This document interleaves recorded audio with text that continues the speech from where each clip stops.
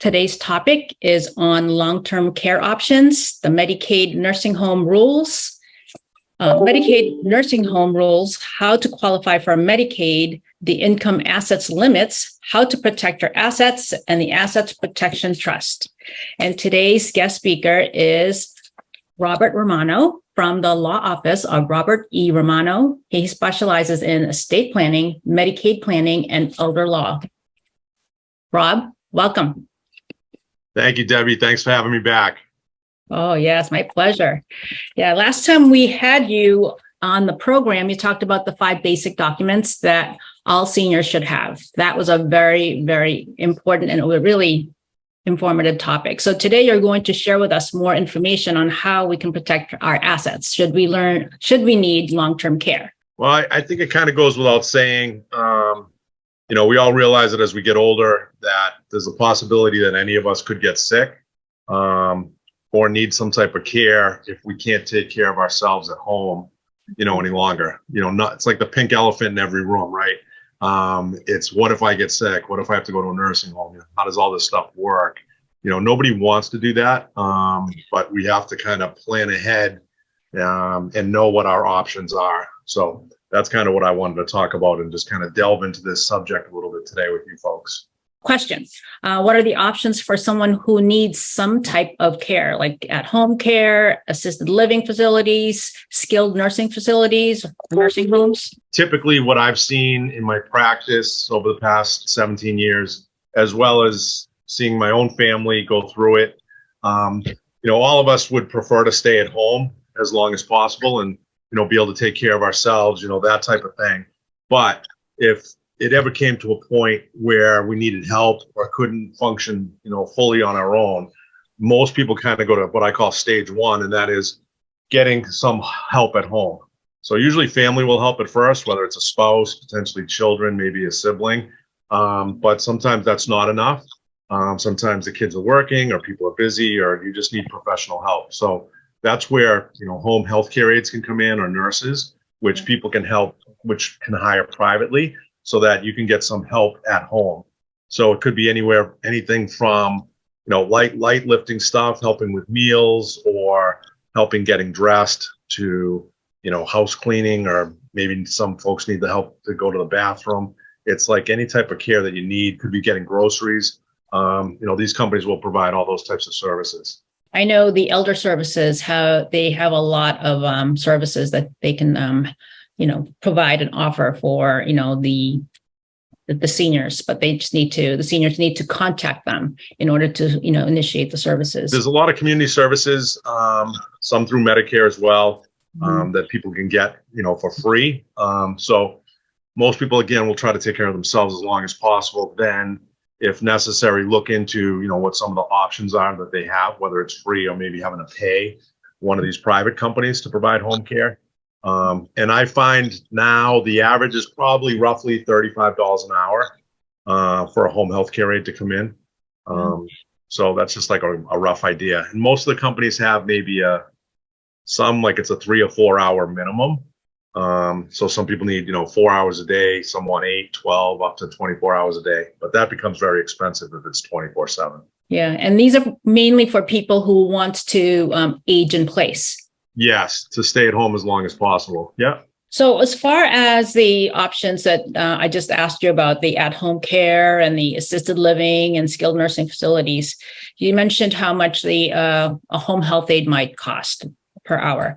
But Yep. How about the cost of, living in assisted living facilities or skilled nursing facilities? I'm sure it's a lot more. Why don't I think it might make sense for me to maybe kind of go down this range, or to kind of go down the gamut of how things may go. So, I called it stage 1, having some help at home with a home health care aide. So usually people will do that as long as possible. And not only is it more comforting for someone to live in their own home or condo or apartment, they sleep in their own bed, they're just comfortable in their own surroundings. But economically, it's generally less to pay a home health care aide, as long as it's not, like I said, 24/7. If it's 4 hours a day, it doesn't come out to that much a month, comparatively. But if somebody gets to a point where either physically or mentally it's not safe, or it's just not manageable for them to stay at home any longer, even with the home health care aides, then kind of state what I call stage 2 is they may require assisted living. And this is obviously living at some type of facility where there's more help. There's people on staff, whether it's nurses all the time, or there's certainly aides all the time, that, it's just, I guess, a little bit higher level of care where you're at living somewhere where there's people that can help you.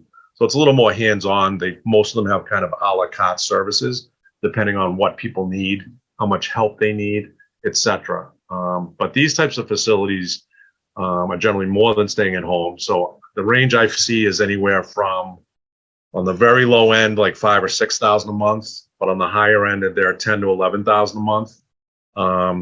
Certainly, anybody with memory type related issues, it's certainly on the higher end. I would say, the $9,000 to $11,000 a month range for the assisted livings. So that's kind of middle ground. You're not at home anymore, but you need more help, but you're not to the point where you need to be in a full scale nursing home or what we call a skilled nursing facility. So you're kind of in that middle ground, and that's, a little more economical. Like I said, if, it's $8,000 to $10,000 a month, that's a lot less than a nursing home, which I call stage 3, which is somebody can't stay at the assisted living. They've gotten beyond that point, and now they need full scale skilled nursing in a nursing home.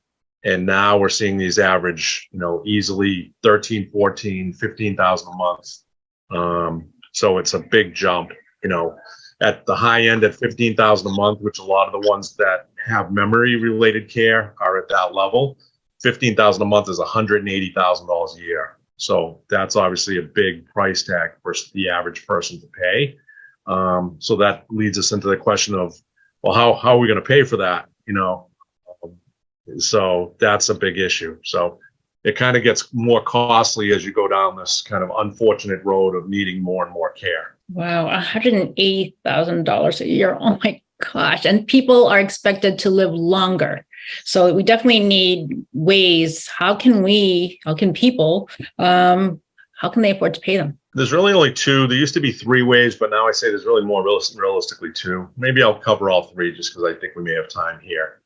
But the simple ways are you can either pay for it yourself, paying it privately using your own money, or you can qualify for Medicaid, which is the government program, and the state programs in Massachusetts. It's called Mass Health, which is on the nursing home side of things, that will essentially pay for your nursing home if you meet certain financial criteria. So in essence, if you plan ahead to potentially protect your assets, you could qualify for Medicaid and have the state pay for your nursing home versus you paying for it privately yourself. So those are really the main 2 that most people are running into. The third one is you could have long-term care insurance, which was much bigger 20, 30 years ago, where a lot of people, that's essentially an insurance policy to cover the cost of either assisted livings or nursing homes. So unfortunately, these companies sold a ton of them in the 90s and in the 2000s. And then a lot of people got sick, and a lot of these companies kind of took a bath in that industry, to the point where half of those companies are now out of business. And the ones that still remain, they've made it very difficult for people to get policies. The underwriting is a lot more difficult, so they're hard to get. And the costs have gone up. Even I've got a lot of clients that still have them. And unfortunately, even though it's supposed to be a contract at a fixed price, the companies can still raise them. And a lot of people have seen big increases in their premiums with the long-term care policy. So for most people, if they've already have this type of policy, generally it makes sense to try to keep it if you can. I mean, this is obviously an individual decision, and I'd recommend anybody speak to either their financial advisor or their attorney. So I'm not meaning this to be, financial or legal advice here. I'm just trying to get out an education. But oftentimes it makes sense to keep those policies unless they become cost prohibitive, because they're tough to get now. So if you have one, consider yourself lucky that you do. But if the average person was to go to try to get one now, they're more difficult to get and they're very costly. So that's why I don't count that as much as an option now, just because it's much tougher to get. So we're back to either paying for it privately or qualifying for Medicaid. I only know one person who really benefited from long-term insurance, and they both, husband and wife, They bought it many, many years ago, and definitely they needed it because they needed to be in a nursing home. So, and I don't really, as a nurse who's discharge people or transfer them to different types of facilities, it wasn't really an option as far as insurance wise for them to pay for that. So it's very interesting. So, can you tell us more about income, assets, and limits? Sure. So what happens is, and I'll get into some of the Medicaid rules now, and which we call the income and asset limits. So this might be a good, people may want to make a note of this. I'm going to share with you some numbers that people should know. So what happens is, in order to qualify for Medicaid, which is again the government paying for your nursing home, there's what they call an income test and an asset test, meaning you can only have so much income and you can only have so much assets. So I'll start on the income side. Actually, why don't I start on the asset side, just because I think it's a little easier to understand, and then I'll go to the income side. So the asset side, if you're a married couple, you're only allowed to have $148,620. So for round numbers, let's call it $150,000. So a married couple, and the first thing people should know is, if you're married, there's no such thing as, each spouse's separate assets. So if it was a husband and wife, it's not, this is husband's IRA and this is wife's IRA. If you're married, the state looks at it like you're a family, you're a couple. It's one big pot of assets. So if, the wife has a large IRA, but husband gets sick, they're counting the wife's assets, and those are at risk. So all of the couples, essentially liquid assets, are part of this equation to count what their liquid assets are. So if they have more than 150,000, again, I'm rounding here, right? I said 148,620, but they have more than 150,000. So let's say a couple had, 200,000 in bank accounts and 200,000 in IRAs combined. So they have 400,000 of liquid assets, and they have a house. Well, at this point, the state doesn't count the house because it's not liquid money. That doesn't mean the house is protected, or it doesn't mean it's safe. It just means to qualify for Medicaid, they're not counting your primary residence because the stay-at-home spouse will still live there. So let's say a married couple, husband's going to the nursing home, wife's going to stay at home. Wife's going to be living in the house, so they don't count that. They'd look at, okay, there's 400,000 of liquid assets. The state would say, sorry, you guys are rich. You have 400. You're only allowed to have 150. So you have $250,000 over the limit. Go pay for the nursing home yourself. So you'd either have to pay the nursing home that 250, or paying privately at the highest rate, which I said can be $14,000-15,000 a month. Except for there's a few things we can do to spend down assets. But the first step is to kind of see how much you're over that limit. And that's all of those liquid assets that are at risk. So that's if you're married.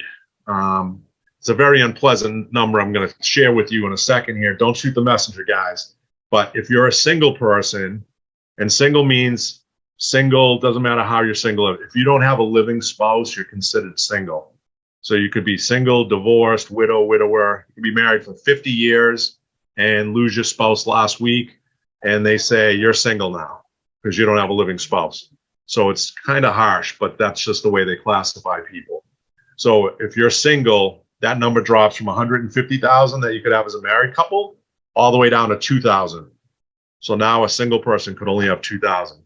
So in my example, if instead of the husband and wife, instead of the husband going to the nursing home, if say the husband died first, and then the wife is now a widow and she's single, if she then got sick to the point she had to go to a nursing home and had the same 400,000, now she'd have to spend all the way down to 2,000, or should have $398,000 at risk.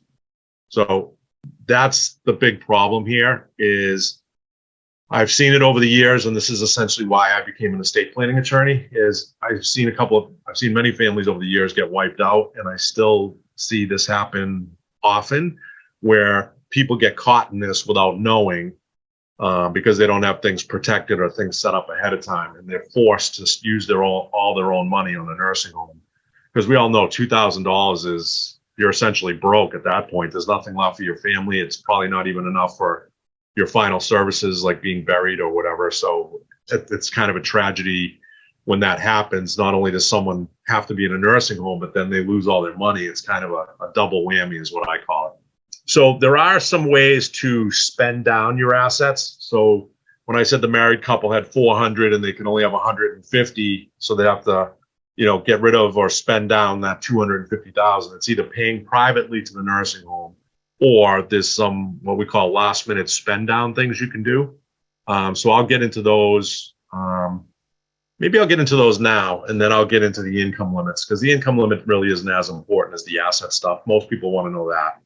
So if this couple had 400,000 and they had to get down to 150, that's a lot. It's difficult oftentimes to spend down that much money. But there's essentially 5 ways that you can spend down assets. And I should maybe take a step back and explain that when you apply for Medicaid, there's something that we're up against that's called a 5-year look back period. And that means when you fill out this Medicaid application, you have to disclose whether you've given any assets away during the past 5 years. And if you have, like given gifts to your kids or just giving your money away to try to reduce this $400,000 figure so you wouldn't have to pay to a nursing home, that doesn't really work. Like the state's onto that.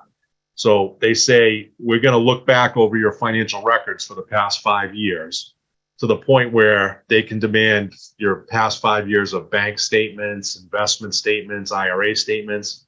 They can go over them with a fine-tooth comb, like an IRS audit, so to speak, to see if you've actually given any money away during the past 5 years. And if you have, that money's kind of added back in to the pot of money that you should have, or the state says you should have had this money because you've given it away within 5 years. So the 5-year look back is important, because if you've given any money away during the last 5 years prior to the date you apply, then it's somewhat of a problem. So we have to be wary of that. So what I'm going to share with you now is these, what I call the 5 exemptions of things that don't apply to the 5-year look back period, meaning there's 5 things we can do at the last minute, so to speak, that the state doesn't have a problem with. So I'm going to use the example of a married couple. So husband and wife, husband's going to the nursing home. They have $400,000 of liquid assets. They can only have 150. So they have 250,000 too much. The wife comes to somebody like me and says, what do? I need to apply for Medicaid, but I have too much money. Is there any way I can spend this down? So there's a few ways. The 5 exemptions I'm talking about, the first one is you can make necessary or reasonable improvements to your home.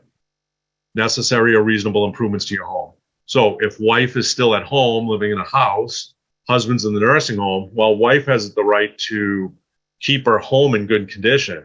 So if she has an old roof or an old furnace or needs windows or whatever she needs, we can call those necessary improvements, because we don't have to wait till the roof leaks to get a new roof. If the roof is, 10 or 15 years old, we could justify, hey, it's time for a new roof. Let's spend whatever, $10,000 on that or whatever it costs.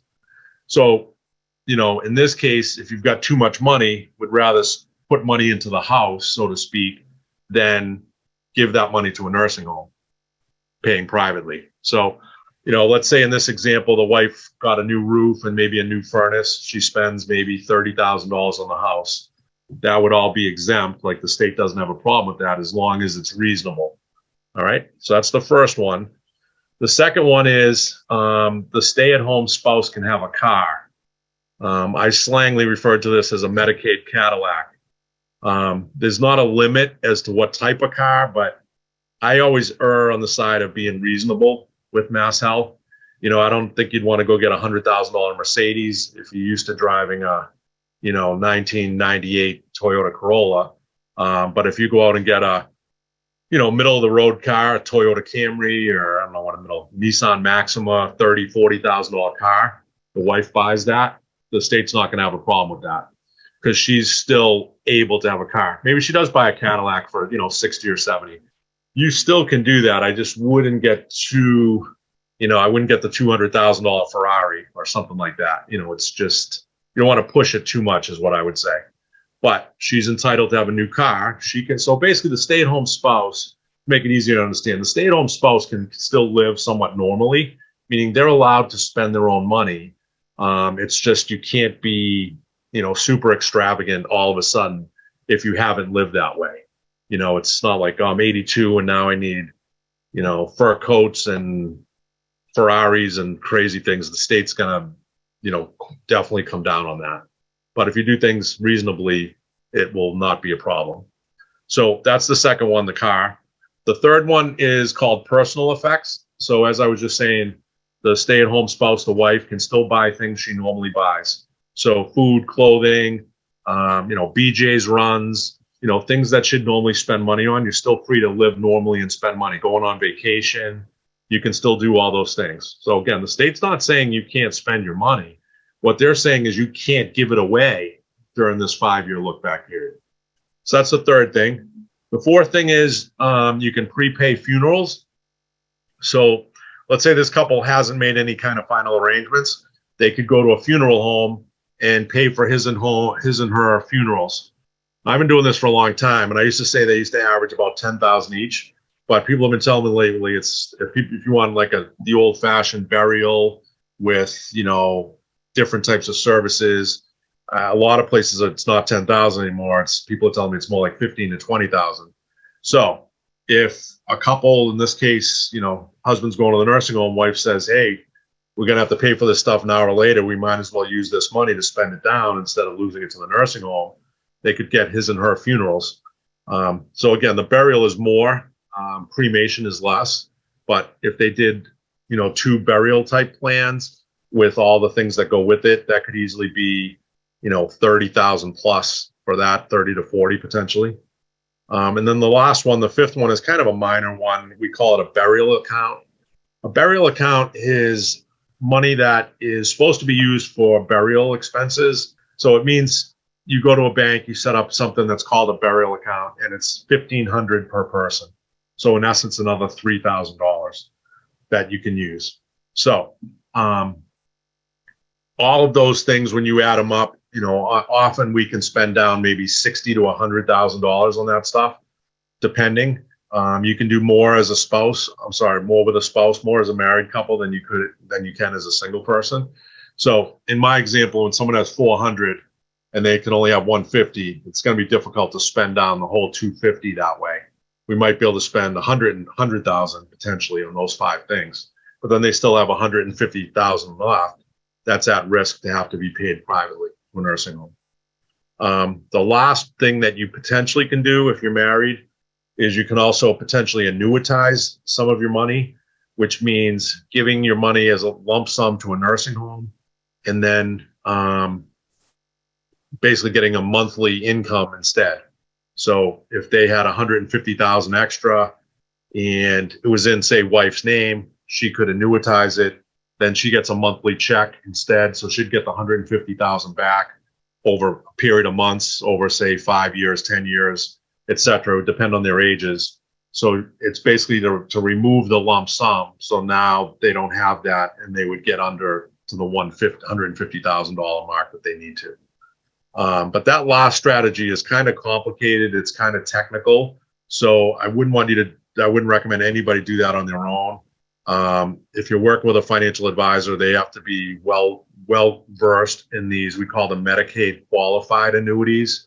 You should probably also work with an attorney that does this stuff, that specializes in it, to make sure you're doing that correctly.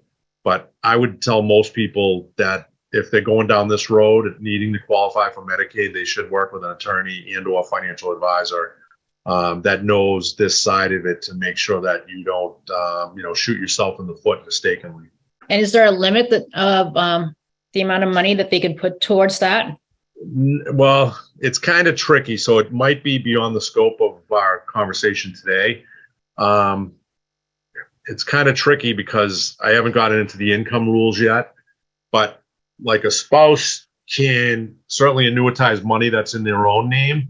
But we don't want money annuitized into the spouse's name that's going to the nursing home. because they get that money. The monthly income is generally just going to have to go to the nursing home. So it depends how the spouse's assets are held. So in my example, if there's more assets in the wife's name, it's better because she can annuitize those where she'll get the income. If it was in bank accounts, we can shift that into her name and then annuitize it. So, there's some more maneuverability there. But if it was the husband's, $250,000 IRA, then that's a problem here. So again, I'm just trying to kind of shed light here in a big picture sense. I certainly wouldn't want to give anybody specific advice. You need to have your own situation analyzed, look at the numbers closely, see what each person can do and can't do, and make sure you don't make a mistake. Yeah. Very good. So I didn't get into the income side. I should probably mention that too. So the income test is a married couple is allowed to have I'm going to round it this one, $3,700 a month of income. So the stay-at-home spouse is allowed to keep all of their own income, even if it's more than that. But if it's less than that, they can keep the spouse that's going into the nursing homes some of their income. So that sounds like a lot of words. I think if I use numbers as an example, it's easier to understand. So let me say this husband and wife, same example, husband's going into the nursing home, wife will still be at home. Let's say they each had, $2,000 a month of income. So they're living on $4,000 a month, 2,000's husbands, 2,000's wives. So what the state does is say, okay, wife, you're still at home. We think $3,700 a month is reasonable for you to keep to live on because you still have to pay all the bills. So you can keep your own 2,000, plus we're going to allow you to keep 1,700 out of your husband's 2,000 so that you have 3,700, and the remaining 300 of the husband's income will have to go towards paying for the nursing home. So that's how it works for a married couple. But like I said, the important distinction here is the stay-at-home spouse can keep their own income. So let me change a little bit. If the husband's income was 2,000, but the wife's income was 5,000 because she has a pension, say because she was a teacher, she can keep all of her own $5,000 income, even though it's over the $3,700 figure, because that's her income. But now, because she's over 3,700, she's not allowed to keep any of her husband's because she has more than the 3,700 figure. So now the 2,000 that was the husband's income will have to go to the nursing home as part of his monthly cost. So that's if you're married. If you're single, again, the rules are really slanted against single folks. But if you're single, the rule is you can only have $72 a month of income. It's unfortunate. It's kind of silly. It's almost a joke how low of a number that is.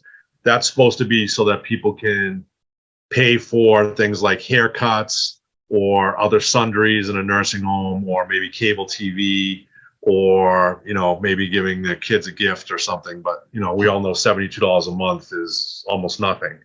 But that's the way it is. So if the husband was gone, wife was the one as a single person going to a nursing home, and she had her own $2,000 a month, they'd say you can keep 72, but the other $1,928 has to go towards the nursing home. So, so when I was talking about those annuities a few minutes ago, you have to be careful of these rules too. That's why I was saying it's very technical. You also have to be careful how you name the beneficiaries in these policies. So when you work with someone like a financial advisor, they have to really know these Medicaid qualifying annuities to make sure that they do them right. But you have to be careful because you don't want too much income coming in to the wrong spouse, or you want to make sure you're lining your ducks up properly to try to save or preserve as much money as you can. So that's a lot. So I think the next thing that may make sense to get into, so those are the rules that we're up against as far as qualifying for Medicaid.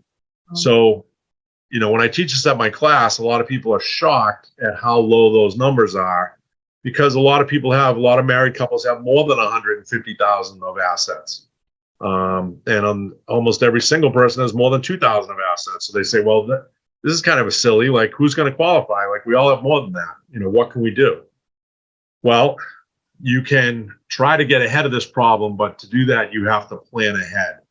And so if you give away assets, you can gift money, but you just can't gift it within 5 years of applying for Medicaid. So that becomes a little difficult, right? Like, somebody could say, oh, well, I have too much money. Maybe I should just give a bunch to my kids now. You could do that, but then now you can't apply for 5 years, or those gifts are going to get dragged back in. So it's either gifting it or spending it or trying to protect it. And when you protect it, it's generally done via an asset protection trust. So I think this would be a good time of just getting into this strategy, which I help a lot of my clients with. And it's kind of what a lot of people are doing these days, of trying to get ahead of this problem by protecting their assets so that the amount of assets they have at risk are less. So a trust, if people don't know what it is, it's just it's a contract. I call it a private family contract, that you make rules as far as what happens to the assets in the trust while you're living and then after you die. I'm doing this very quickly, just as a quick overview. So generally, you are the owner of the trust that makes the rules. There's a trustee that's like the manager of the trust, and then there's beneficiaries of the trust of who you would like to leave the money to. So there's generally 2 types of trusts. There's many types, but the 2 we deal with in the estate planning world are revocable trusts and irrevocable trusts. The big difference is revocable trusts will not protect your assets from a nursing home, will not, and irrevocable trusts will protect your assets. So there's a lot of different versions of revocable trusts. It's also called a living trust or a revocable living trusts. I also see people that have realty trusts or real estate trusts that hold their home, but all those generally that I see almost all the time are revocable trusts. Revocable just means you can amend it, make changes to it, etc. But and it will help you to avoid probate, but it will not protect the property from a nursing home. So essentially what happens, and I didn't get into this before because I was just talking about the liquid assets. I did mention that the house, they don't count it, but I said it's not safe. So what happens is when people go through all their money and they don't have any money left. So let's say a single person, she can only have $2,000 of assets, goes through all her assets down to $2,000, then qualifies for Medicaid because she doesn't have any more liquid assets. She has $2,000 and say a house. The state will then put her on Medicaid and start to pay her Medicaid benefits, start paying the nursing home. But again, the house is not safe. So what the state does is they put a lien against the house, basically to recoup the money that they've paid for this single person, the single widow.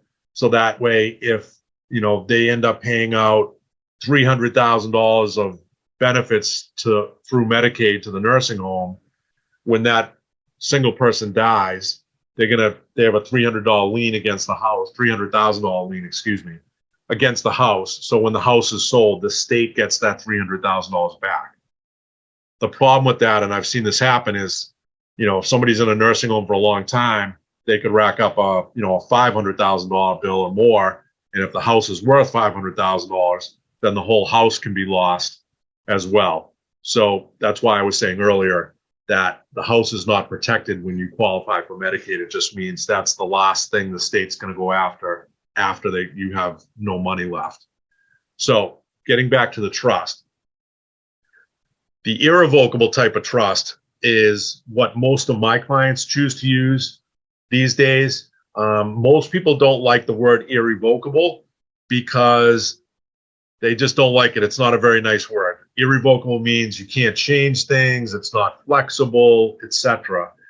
But I can tell you that some irrevocable trusts, the one I use certainly, has come a long way where it's a lot more flexible than the old, I call them the big bad irrevocable trusts of, 25, 30, 40 years ago.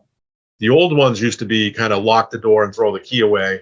You couldn't have any control over the trust. You couldn't, change anything. You couldn't take any money out. Where now you can do almost all those things with the new version of the irrevocable trust. There's ways that we can do it, work around some things to make it work. Not fully. There's still some things you have to live with the irrevocable trust. But my point is, they're not the big bad trusts of the old days where when you understand how they work, for most people can say, well, it's not that bad. I can live with that. So the two things you have to live with an irrevocable trust are, the first one is you cannot withdraw principal out of the trust directly to yourself. So if you had money in this trust, let's say let me back up. We generally do them as income only irrevocable trusts. So you can take the income, but you can't take the principal directly. So what this looks like is if you had a $100,000 money market account in an irrevocable trust, and right now they're paying about 5% interest. So that means at the end of this year, you put 100,000 in. At the end of the year, you're going to have 5,000 of interest. The account's going to be worth 105,000. You could tell the company, hey, I want that interest, send it to me. You're allowed to take that income out of the trust because it's income, but you can't take out the $100,000 of principal. So that's something you have to live with. There is somewhat of a strategy that we can do to get around that, though. After the 5-year look back period, we can put in a provision where money can be paid out to the beneficiaries, because the beneficiaries ultimately are going to get the money after you die anyway. So we basically make it so that the trust can pay money out to the beneficiaries before you die. So that's a way that principal can come out of the trust, and then the beneficiaries can use that money, to help if needed, but you still wouldn't be able to take the money directly to yourself. So that's the first thing you have to live with. And the second one is, generally, when you have property in an irrevocable trust, like real estate, most banks will not give you a loan against the property, meaning you can't do a reverse mortgage, you can't refinance the property. If you have an existing loan, that's okay. But once the property goes into an irrevocable trust, you won't be able to get a new loan. That's pretty much the way it's been for a long time. There's a couple of banks, newer banks out there that say they do it. Honestly, I haven't seen it yet. So I'm still of the camp that that's difficult, if not impossible to do. But the door's open a crack to there may be a possibility to get a loan. But to err on the safe side, I would say that's difficult to do. So from where I'm sitting, the thing that works best for most people is real estate to go into this type of trust. So if this couple I've been talking about had $400,000 of liquid money, but they had a $600,000 house, the house is just sitting there. It's paid off. It's in their own names. It's kind of like a sitting duck if they get sick. So why not put the $600,000 house into this type of irrevocable asset protection trust to get the 5-year clock ticking?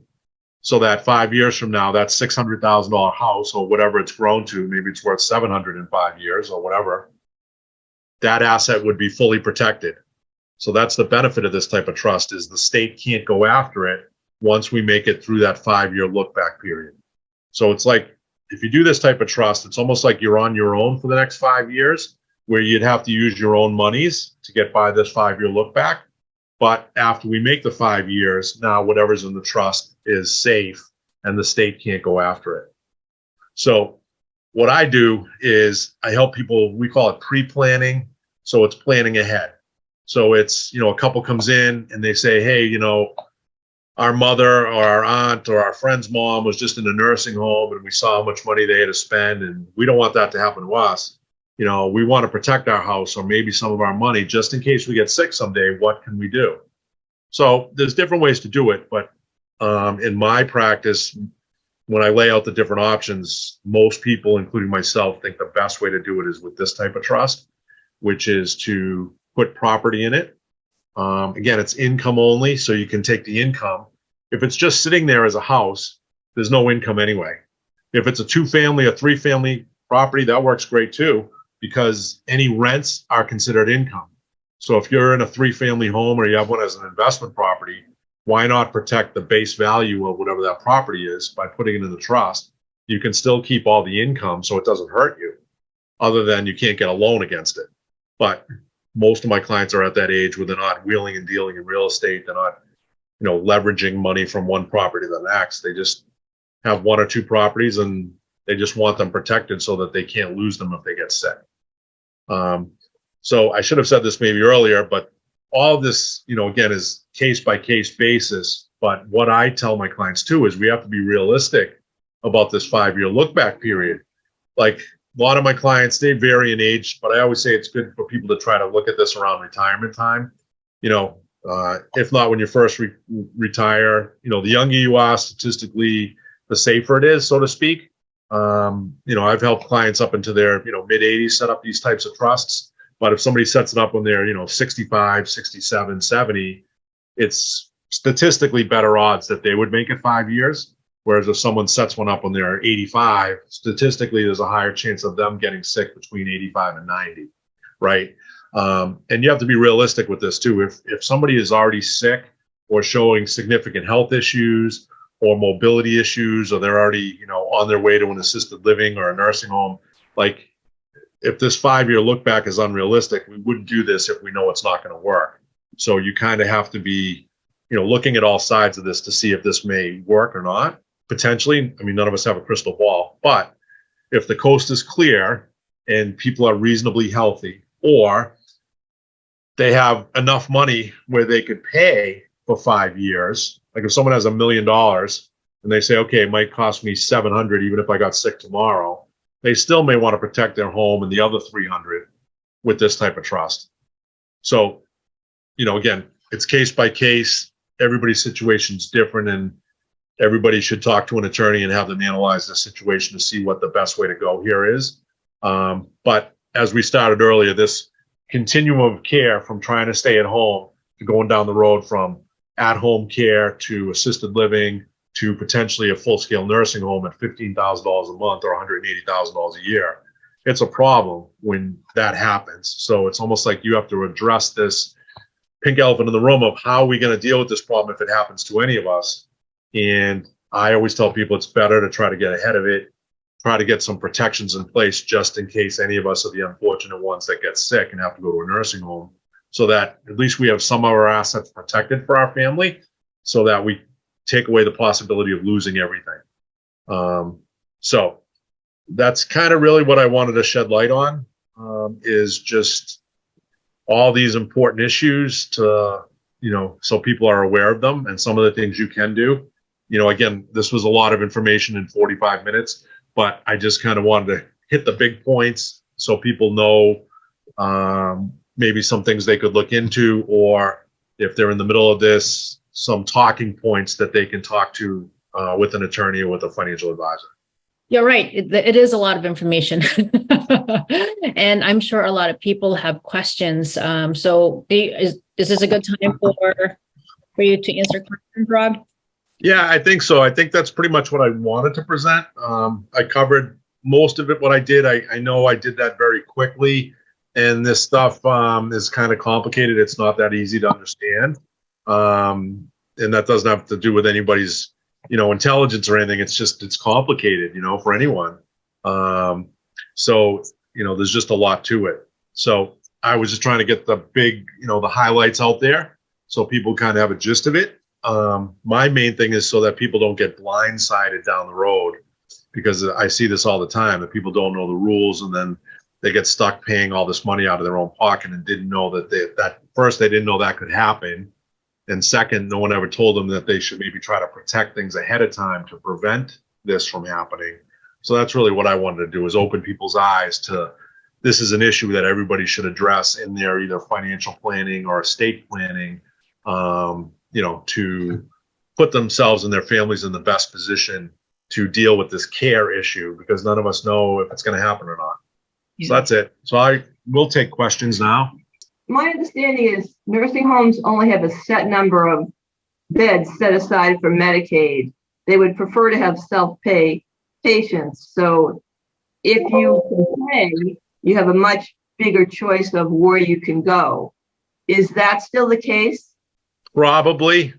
It's a good question, Jackie, and I've seen this, and it's actually a rule or a law that they're not supposed to discriminate. Meaning, it's supposed to be if there's one bed available and there's two applicants and one's on Medicaid and one's got a private pay, that it's almost like they're not supposed to, pick or fill up their bed with all their place with all private pay and not take any Medicaid. It's supposed to be like equal rights to some degree, but unfortunately, a lot of these nursing homes, almost all of them now, are big corporate companies, and they're doing it to make money. So naturally, they're like, if we can have somebody private paying $15,000 out of directly, and we get 15,000, or we take somebody that's on Medicaid, they only get what we call it a wholesale payment from the state. State's not paying them 15,000; they're paying them maybe 8 or 9,000. So for the same care that they're giving someone, they could get 15,000 if it's private and 8 or 9 maybe on average if it's from the state. Most people are going to say, oh, why don't we take the $15,000 person? So I'm sure it does still happen that they'll accept the private paying clients more.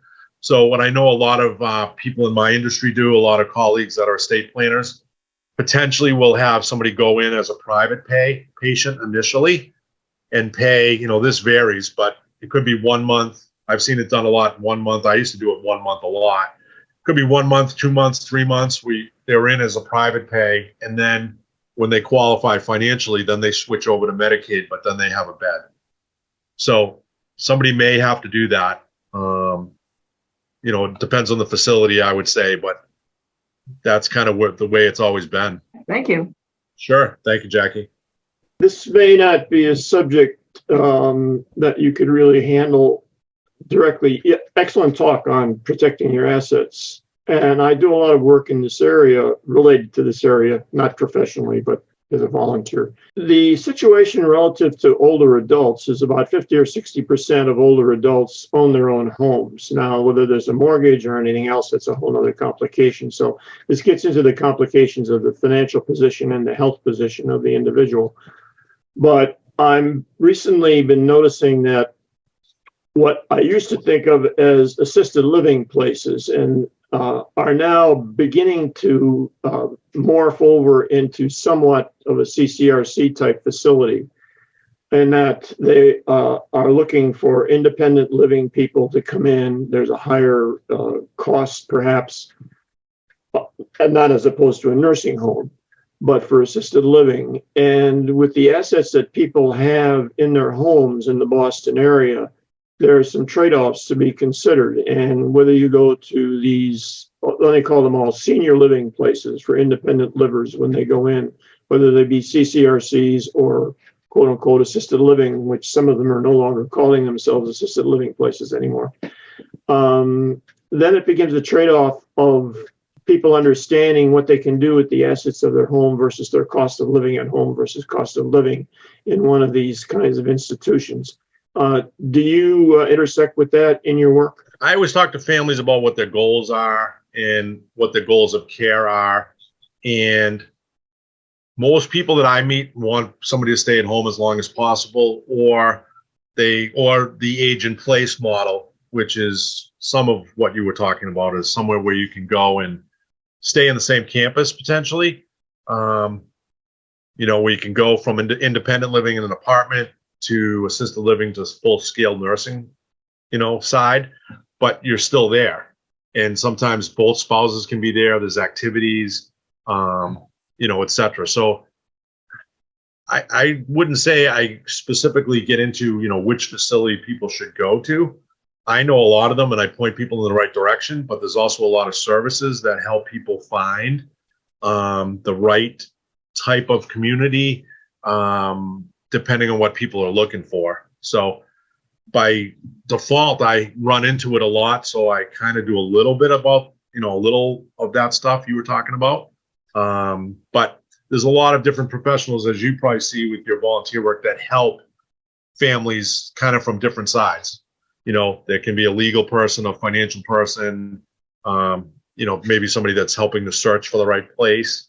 and they all kind of come together to kind of cover everything to help a family make the best decisions all the way around. Well, one of the key issues right now that I've seen over the years is that the demand for these places is going up. And so rather than dealing with it in the last instance, which could be just, if you have a horizon of more than 3 or 4 or 5 years, you better think about it now, because the waiting lists in the CCRCs in particular, I'm on one which has 1,700 people on it in Chapel Hill, North Carolina, and the turnover is about 40 or 50 people per year in the unit.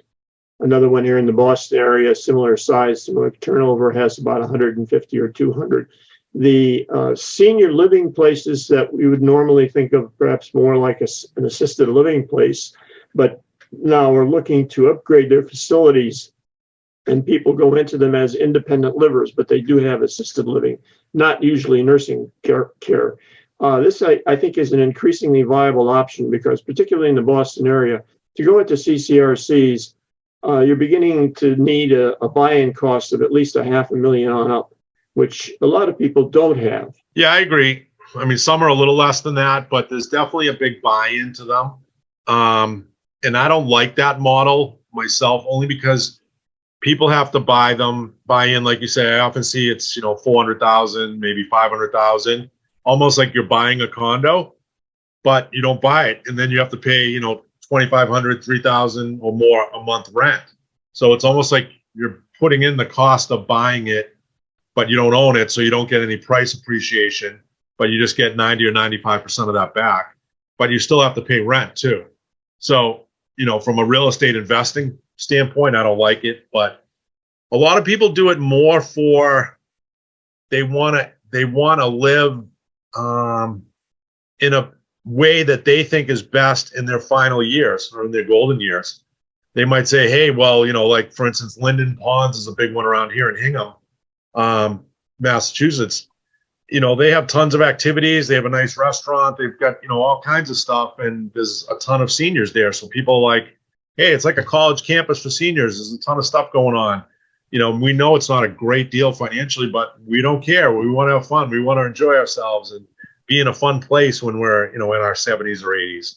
So, from that standpoint, I'm like, hey, knock yourself out if that's what you want to do. That's the attractive feature of these other categories, because although it may look like an enormous cost, if you sell your home and move in, you're only obliged to pay a monthly rent and there's no buy-in cost at all.